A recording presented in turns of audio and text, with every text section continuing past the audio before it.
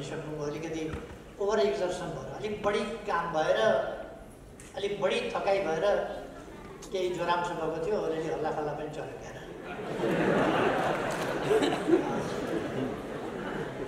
अनि कतिसम्म बिरामी भएको हो भन्ने कुरा तस्बिर आफै बोल्छ भने जस्तै हाम्रा भान्साका बिरालाहरू शेरबहादुर देउवाको हाम्रा घरका बिरालाहरू शेरबहादुर देउवाका भान्सामा देखिन्छन् नि।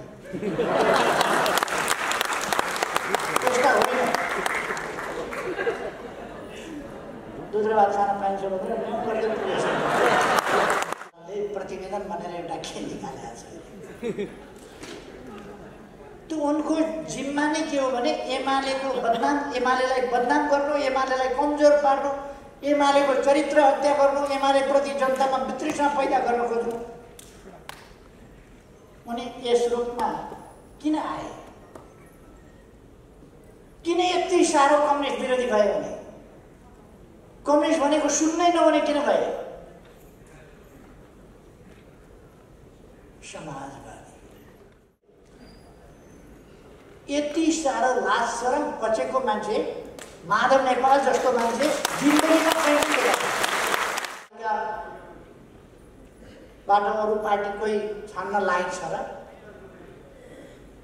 छान्न लागेकै छैन त किन छान्नु? जनतालाई बताउनु पर्यो। रानी पोखरी बनाउन लाग्यो, तालो लाउन जान्छ, बल्ल मुस्किलले बनाएको होइन।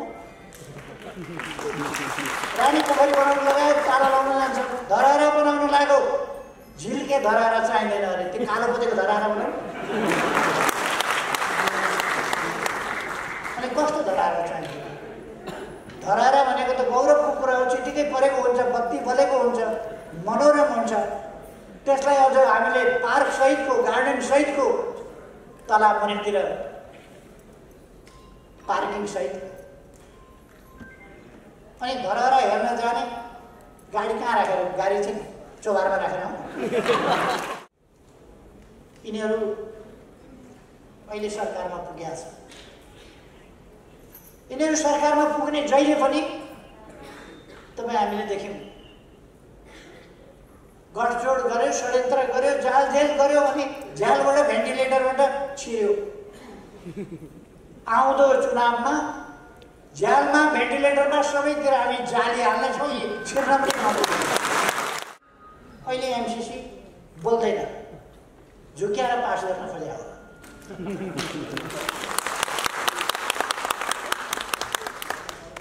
बोल्दैन, के गर्ने हो भन्दैन। जनताका अगाडि यिनीहरूले गरेको एमसिसी अहिले के भन्छन् त भन्नु पर्दैन? शेरबहादुर देउवाजीले भन्नु पर्दैन एमसिसी के गर्ने? अनि प्रचण्डजीले बोल्नु पर्दैन एमसिसी के गर्ने? हिजो साइन गर्नुभएको थियो त, के गर्ने एमसिसी? उहाँहरू चुप्छ। बाटो अरू पार्टी कोही छान्न लागेको छ र? छान्न लागेकै छैन त किन छान्नु? जनतालाई बताउनु पर्यो। रानी पोखरी बनाउन लाग्यो, तालो लाउन जान्छ, बल्ल मुस्किलले बनाएको होइन।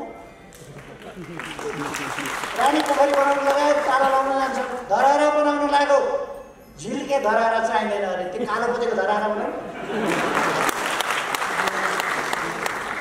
अनि कस्तो धरहरा चाहिन्छ?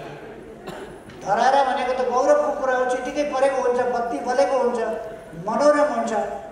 त्यसलाई अझ हामीले पार्क सहितको, गार्डन सहितको, तलाब मुनितिर पार्किङ सहित। अनि धरहरा हेर्न जाने गाडी कहाँ राखेर? गाडी चाहिँ चौबारमा राखेर आउँ। जनताको जीवनस्तर उठाउन सक्छौँ, यसलाई स्वस्थ राख्न सक्छौँ। हाम्रो जिल्ला, हाम्रो वडा, हाम्रो नगर, हाम्रो महानगर, हाम्रा पालिकाहरू, हाम्रा प्रदेश र हाम्रो देश हामीले बनाउन सक्छौँ। हामी स्वच्छ राख्न सक्छौँ, सफा राख्न सक्छौँ, सुन्दर बनाउन सक्छौँ, विकसित गर्न सक्छौँ, आधुनिक बनाउन सक्छौँ। आजको आधुनिक विज्ञान प्रविधिको प्रयोगले युक्त बनाउन सक्छौँ र आधुनिक एउटा सभ्य समाज निर्माण गर्न सक्छौँ। त्यो आत्मविश्वास हामीमा हो। त्यसै कारण हामीले यी 3 वर्षमा आज नेपाल एक ढङ्गले भन्ने हो भने विकसित दुनियाँको दाँजोमा आइटीको प्रयोग गर्ने स्थितिमा पुगेको छ।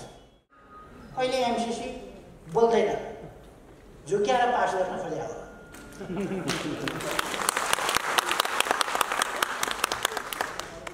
बोल्दैन, के गर्ने हो भन्दैन। जनताका अगाडि यिनीहरूले गरेको एमसीसी अहिले के भन्छन् त भन्नु पर्दैन। शेरबहादुर देउवाजीले भन्नु पर्दैन एमसीसी के गर्ने। अनि प्रचण्डजीले बोल्नु पर्दैन एमसीसी के गर्ने। हिजो साइन गर्नुभएको थियो त, के गर्ने एमसीसी। उहाँहरू चुपचाप। यिनीहरू अहिले सरकारमा पुगेका छन्। यिनीहरू सरकारमा पुग्ने जहिले पनि तपाईँ हामीले देख्यौँ, गठजोड गर्यो, षड्यन्त्र गर्यो, जालझेल गर्यो, अनि झ्यालबाट भेन्टिलेटरबाट छिर्यो। आउँदो चुनावमा झ्यालमा भेन्टिलेटरमा सबैतिर हामी जाली हाल्नेछौँ, छिर्न पनि नहुँदैन।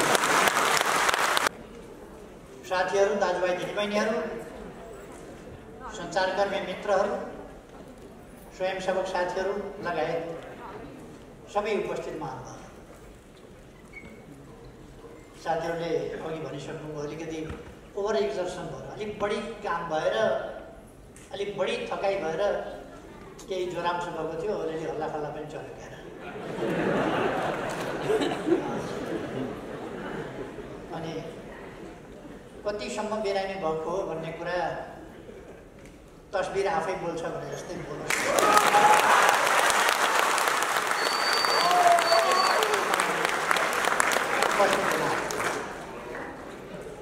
सबभन्दा पहिले त म यस कार्यक्रमको भव्य सफलताको निम्ति हार्दिक शुभकामना भन्न चाहन्छु। कार्यक्रम सफल भइ नै सक्यो। कार्यक्रम तपाईँहरूको यो उपस्थिति, यो उत्साह, यो आत्मविश्वास, यसले कार्यक्रमलाई सफल बनाइ नै सकेको छ। अब यस कार्यक्रमको सफलताले आगामी दिनमा हाम्रा गतिविधिहरूलाई अझ सङ्गठित, अझ योजनाबद्ध, अझ गतिशील ढङ्गले अगाडि बढाउनेछ र हामी आगामी दिनमा अझ ठुल्ठुला, हिजो पाएका सफलताहरूभन्दा अझ ठुल्ठुला सफलताहरू प्राप्त गर्दै अगाडि बढ्नेछौँ। कतिले भन्छन् नेकपा एमाले फुटेको छ, टुक्रिएको छ। कोही आश पनि गरिराखेका छन् फेरि ठुलो भुइँचालो जानेवाला छ, फेरि अझ ठुलो फुट आउनेवाला छ।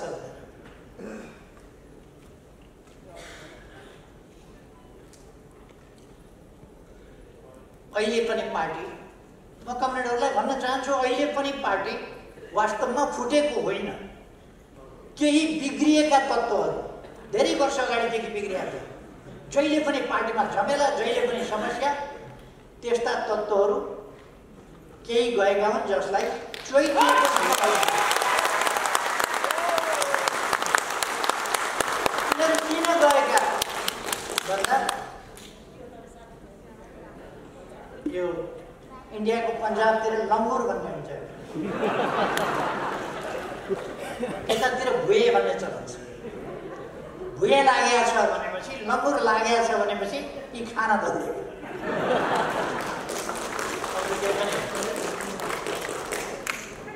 अहिलेको सरकार भनेको यही लङ्गुरमा दौड्नेवालाहरूको सरकार।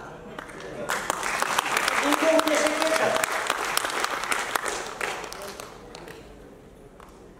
एउटाले एक खालको कुरा गर्छ, अर्काले अर्को खालको कुरा गर्छ, अर्काले अर्को खालको कुरा गर्छ, अर्काले अर्को खालको कुरा गर्छ। तपाईँहरूले देख्नुभएको छ यिनीहरूका विचार मिल्छन्, आदर्श मिल्छ, उद्देश्य मिल्छ, के मिल्छ? केही पनि छैन यिनीहरूको। के मिल्नु के नमिल्नु, केही पनि मिल्ने नमिल्ने भन्ने कुरै छैन। यिनीहरू खानाका लागि अनि कुनै विचारको भिन्नता यिनीहरूले पार्टीभित्र हुँदा वैचारिक मतभेद राख्न सके हाम्रो पार्टीबाट अलग भएका मान्छेहरूले वैचारिक मतभेद पनि राख्न सके, कहिले पनि केही पनि वैचारिक मतभेद छैन। कुनै अरू विषयहरूमा, नीतिका विषयमा केहीमा मतभेद छ, त्यसमा पनि मतभेद छैन। खाली स्वार्थको लडाइँ, मलाई यो पुगेन त्यो पुगेन। दुनियाँले हजारौंले ज्यान दिएर यो अवस्था ल्याइएको छ। हजारौं जेल बसेर, हजारौं अङ्गभङ्ग भएर, हजारौं घाइते भएर, हजारौंका परिवार विचल्ली भएर यो अवस्था ल्याइएको छ। केहीलाई मलाई भाग पुगेन, मैले खान पाइनँ भनेको छ सधैँ रडाको सधैँ रडा। एउटै मान्छेलाई सधैँ त्यो पनि ढङ्गसँग चलायो त्यो सुन्दा पनि बेइज्जत गरेको छ, सुन्दा पनि बेइज्जत हुने। कहिले सामन्ती राजाका वरिपरि परिक्रमा गरेर पाउमा लगेर दाम चढाएर सुन्दै लाग्दैन। प्रधानमन्त्री हुन पाइन्छ कि भनेपछि त लगेर वरिपरि परिक्रमा गरेर दाम चढाएर पनि कहिले हुलाकबाट निवेदन पठाए जस्तो पत्र मञ्जुषामा प्रधानमन्त्री हुन पाऊँ भन्ने निवेदन पनि हालिहाल्छ। यस्ता अनेक तमासा पार्टी कहाँ पुर्याएको छ भन्दा 240 ठाउँमा लड्दा 33 सिट बल्ल आएको छ। आफै अब मैले पार्टी चलाउन सक्दिनँ भनेर, मैले मुखै देखाएर हिँड्न नसक्ने भयो भनेर आफैले राजीनामा गरेर हिँडेको छ। अनि मौका मिल्दा एउटा बुद्धिस्ट सङ्गठनको अध्यक्ष पनि भन्न सक्छ। दक्षिणा प्राप्त हुन्छ भने दक्षिणा के मतभेद छ? त्यस्ता केही तत्त्वहरू अलगिएका छन्। म साथीहरूलाई भन्न चाहन्छु, तपाईहरु उच्च मनोबलका साथ अगाडि बढ्नुहोस्। यो पार्टी वैज्ञानिक आदर्शवादी, आदर्श दर्शन, वैज्ञानिक दर्शन, मानवतावादी दर्शन, समाजवादी दर्शन, विश्व, जगत, प्रकृति, जीवन, यी सबैलाई ठीक ढङ्गले बुझेको र तिनका समाधान दिने दर्शन, यथार्थवादी दर्शन, मार्क्सवादी दर्शनमा विश्वास गर्छ। यो अन्ततोगत्व गएर भन्ने हो भने, जस्तो हामीले नारा दिएका छौँ, हामीले आफ्नो राष्ट्रिय आकांक्षा भनेर तोकेका छौँ। राष्ट्रिय आकांक्षा समृद्ध नेपाल, सुखी नेपाल। हामी त्यस उद्देश्यतर्फ, त्यस गन्तव्यतर्फ अगाडि बढिरहेका छौँ। समृद्ध नेपाल बनाउने र सम्पूर्ण नेपाली जनतालाई सुखी बनाउने। एकछिनको कुरा होइन यो, निकै धेरै प्रयास गर्नुपर्दछ हामीले। पहिलो कुरा त हामी गर्न सक्छौँ भन्ने हाम्रो मनोबल, हाम्रो आत्मविश्वास हामीले जगाउनु पर्दछ। त्यो आज म खुसी व्यक्त गर्न चाहन्छु, नेपालमा आज त्यो नेपाली जनतामा त्यो पलाएको छ आत्मविश्वास। हामी गर्न सक्छौँ, हाम्रो देशलाई समृद्ध बनाउन सक्छौँ। हाम्रो काठमाडौँ महानगरपालिका हामी सुन्दर बनाउन सक्छौँ र यहाँका जनताको जीवनस्तर उठाउन सक्छौँ। यसलाई स्वस्थ राख्न सक्छौँ। हाम्रो जिल्ला, हाम्रो वडा, हाम्रो नगर, हाम्रो महानगर, हाम्रा पालिकाहरू, हाम्रा प्रदेश र हाम्रो देश हामीले बनाउन सक्छौँ। हामी स्वच्छ राख्न सक्छौँ, सफा राख्न सक्छौँ, सुन्दर बनाउन सक्छौँ, विकसित गर्न सक्छौँ, आधुनिक बनाउन सक्छौँ। आजको आधुनिक विज्ञान प्रविधिको प्रयोगले युक्त बनाउन सक्छौँ र आधुनिक एउटा सभ्य समाज निर्माण गर्न सक्छौँ। त्यो आत्मविश्वास हामीमा हो। त्यसै कारण हामीले यी 3 वर्षमा आज नेपाल एक ढङ्गले भन्ने हो भने विकसित दुनियाँको दाँजोमा आइटीको प्रयोग गर्ने स्थितिमा पुगेको छ।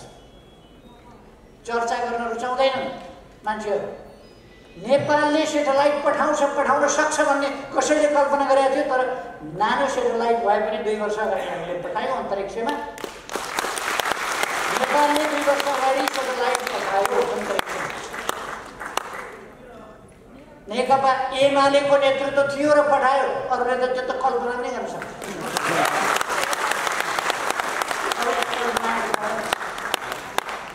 अब हामी सेटेलाइट पठाउने तयारी गरिराखेका छौँ, परमाणु सेटेलाइट तयारी गरिराखेका छौँ। यस्ता थुप्रै आयोजनाहरू अगाडि बढेका छन्, तर अहिलेको सरकारले तपाईँहरूले सुन्नुभयो, हामीले शिलान्यास गरेका 210वटा बाटा त्यो निर्माण कार्य रद्द गर्यो, ठेक्कापट्टा नगर्नु रद्द गर्यो, सबै रोक्नु भन्ने आदेश दियो। वाह सरकार, विकास हुन्छ भन्ने पिर छ, विकास होला भन्ने पिर छ। त्यसलाई पहिले आएर के गर्यो भने भूमिहीनका समस्या, गरिबका समस्या, सुकुम्बासीका समस्या समाधान गर्नका लागि जुन आयोग बनाएर त्यसले सबै काम तयारी गरेर भूमि समस्या समाधान गर्न लागेको थियो, त्यति बेला पहिले आएर त्यो भूमि आयोगलाई भङ्ग गर्यो। पहिले भूमि आयोग गरिब मारा सरकार हो, गरिब मारा सरकार। त्यसै कारण यसले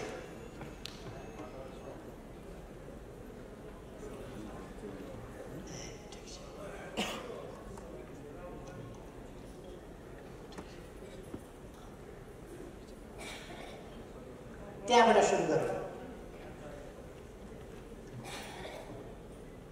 पहिले गरिब माथि पञ्चर चलाएर यसको कार्य आरम्भ भयो।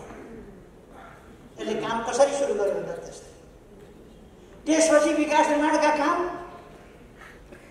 एकपछि अर्को भत्काउन थाल्यो। तपाईँहरू नहुने हो भने भक्तपुरमा राति क्रेन लगेर दरबारको घाँटी के अरे त्यो मूर्तिको घाँटी मर्काएका थिए नि एकपल्ट। धराइरहेको पनि त्यसै गरेर क्रेन ल्याएर तपाईँहरू नहुने हो भने घाँटी मर्काउन पनि नहुने।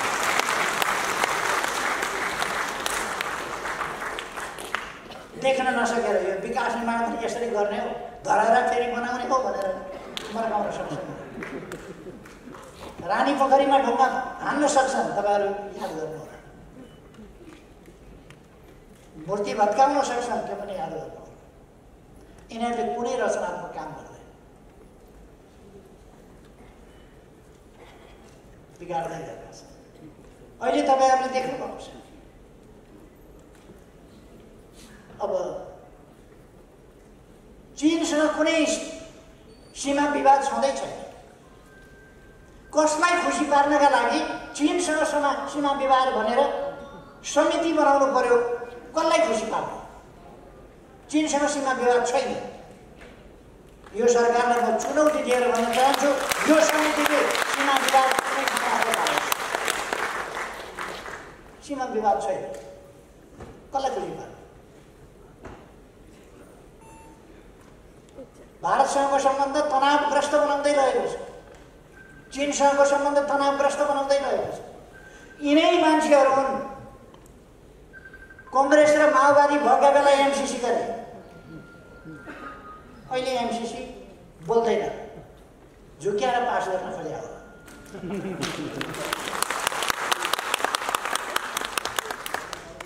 बोल्दैन, के गर्ने हो भन्दैन। जनताका अगाडि यिनीहरूले गरेको एमसीसी अहिले के भन्छन् त भन्नु पर्दैन। शेरबहादुर देउवाजीले भन्नु पर्दैन एमसीसी के गर्ने। अनि प्रचण्डजीले बोल्नु पर्दैन एमसीसी के गर्ने। हिजो साइन गर्नुभएको थियो त, के गर्ने एमसीसी। उहाँहरू चुपचाप हुनुहुन्छ। अनि यस्ता अनगिन्ती कुराहरू गोप्य राखेर नेपाली जनतालाई छकाएर विकास निर्माणलाई रोकेर विकासको गतिलाई रोकेर आतंक फिजाएको छ कर्मचारी तन्त्रभित्र। उनलाई निकालेको छ, उनलाई हटाएको छ, उनलाई स्पष्टीकरण सोधेको छ, उनलाई सरुवा गरेको छ, उनलाई अनेक प्रकारका दुःख दिएको छ। त्यस्तो यो त के भने कसैलाई पनि सुख नदिने, सुख दिने पनि 2-4 जना होला यसका भएको छ। तर आम जनतालाई, कर्मचारीलाई पनि यिनीहरूले दुःख दिएका छन्, जनतालाई पनि दुःख दिएका छन्, गरिबलाई पनि दुःख दिएका छन्, सुकुम्बासीलाई दुःख दिएका छन्, भूमिहीनलाई दुःख दिएका छन्। प्रधानमन्त्री स्वरोजगार कार्यक्रममा 17 अरब खर्च भयो अरे, काम 5% मात्रै सक्यो। अनि छुट्याएको होला, कति अरब छ मलाई याद भएन, छुट्याएको होला। अहिले उनीहरूले बजेट रोकेका छ, अनि बजेट रोकेको छ, बजेट रोक्ने अनि काम 5% मात्रै भयो भने उनीहरू युवाहरूले रोजगारी पाएकोमा, ब्याङ्कबाट सहुलियत दरमा लोन पाएकोमा, अथवा सर्टिफिकेट राखेर ऋण पाएकोमा, अथवा स्टार्टअपका लागि सस्तो दरमा लोन पाएकोमा यिनीहरू अत्यन्त चिन्तित छ। उनीहरूका मान्छेले मात्रै पाउनुपर्छ। खैर, यिनीहरू अहिले सरकारमा पुगेका छन्। यिनीहरू सरकारमा पुग्ने जहिले पनि तपाईँ हामीले देख्यौँ, गठजोड गर्यो, षड्यन्त्र गर्यो, जालझेल गर्यो, अनि झ्यालबाट भेन्टिलेटरबाट छिर्यो। आउँदो चुनावमा झ्यालमा भेन्टिलेटरमा सबैतिर हामी जाली हाल्नेछौँ, छिर्न पनि नहुँदैन।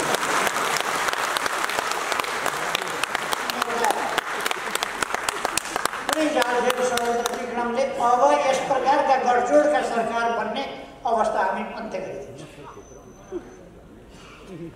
पहिलो कुरा तपाईँ हामीमा आत्मविश्वास चाहियो, हामी गर्न सक्छौँ।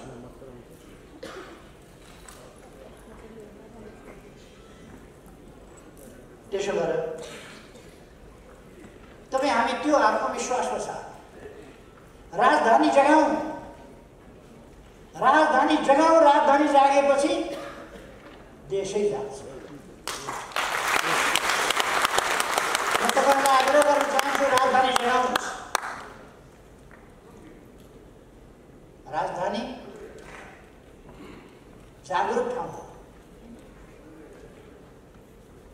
यस राजधानीमा म तपाईँहरूलाई आग्रह गर्न चाहन्छु, नेकपा एमाले बाहेक जनप्रतिनिधि भनेर कोही पनि उम्किन नपाओस्।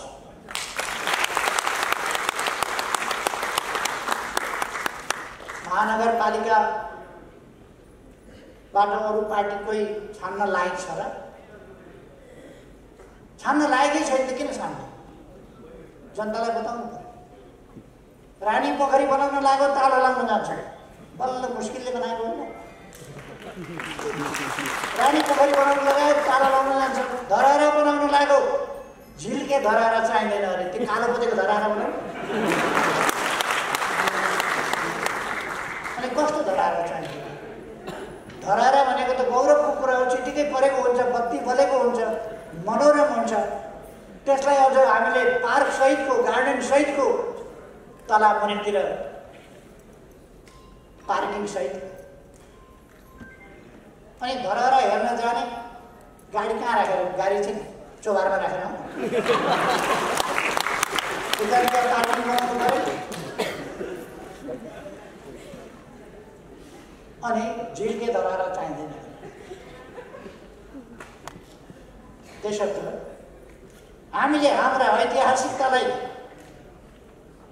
मैले भन्दाखेरि पनि भनेको छु, इतिहास झल्किने, आधुनिकता टल्किने। हाम्रो काठमाडौँ, हाम्रा सहरहरू, हाम्रा विभिन्न ऐतिहासिक सहरहरू, हाम्रा परम्पराहरू, हाम्रा इतिहासहरू झल्किने हुनुपर्दछ। इतिहास मात्रै झल्किएर पुराना भग्नावशेष जस्तो मात्रै होइन, त्यहाँ आधुनिकता पनि टल्किनु पर्दछ। र हामीले हाम्रा पुराना तरिका पनि छन्, नयाँ प्रविधि पनि प्रयोग गर्नुपर्दछ, मिसाउनु पर्दछ। राजधानी ब्याकवर्ड होइन, एडभान्स हुनुपर्दछ, फरवर्ड हुनुपर्दछ। राजधानी शिक्षाको क्षेत्रमा, स्वास्थ्यको क्षेत्रमा, जागरणको क्षेत्रमा, राजनीतिको क्षेत्रमा काठमाडौँमा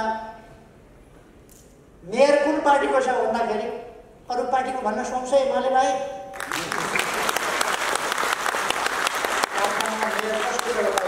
उपमेयर कसको छ भन्दा एमालेको, वडा अध्यक्षहरू कसका छन् एमालेको, सदस्य कसका छन् एमालेको, प्रदेश सभा सदस्य कसका छन् एमालेका। त्यस्ता होइन, बिकाउ माल होइन। अहिले हाम्रा भान्साका बिरालाहरू शेरबहादुर देउवाको, हाम्रा घरका बिरालाहरू शेरबहादुर देउवाका भान्सामा देखिन्छन् नि। त्यस्ता होइन। दुध र भात खान पाइन्छ भनेर नियम गर्दै पुगेछ। त्यस्ता होइन। पार्टीले खाटी जनप्रतिनिधिहरू हुन लायकका मान्छेहरूलाई उम्मेदवार तोक्नेछ। तपाईँ हामीले त्यसलाई जिताउनेछौँ। अत्यधिक मतले विजयी बनाउनेछौँ। यसै गरी देशभरि त्यो हैसियत कायम गरेर अगाडि बढ्नेछौँ।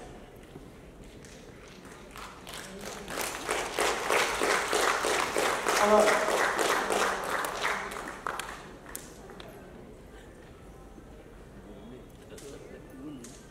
माधव नेपालले प्रतिवेदन भनेर एउटा खेल निकालेको छ।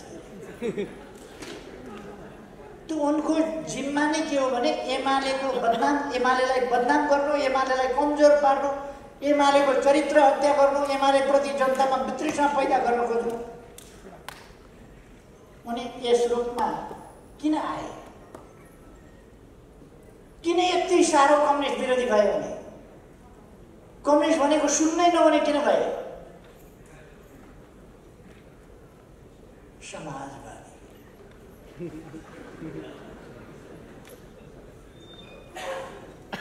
अहिले त यस पार्टी अरे काङ्ग्रेसको यस पार्टी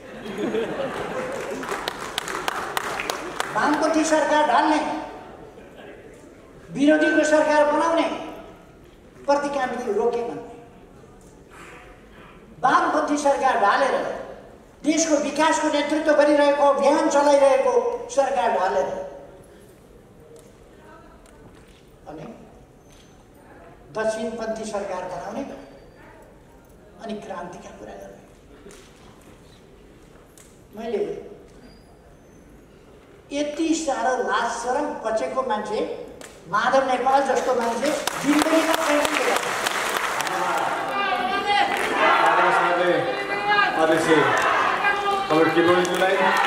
हामी आज कार्यक्रमलाई एकदम छुट्याएका छौँ।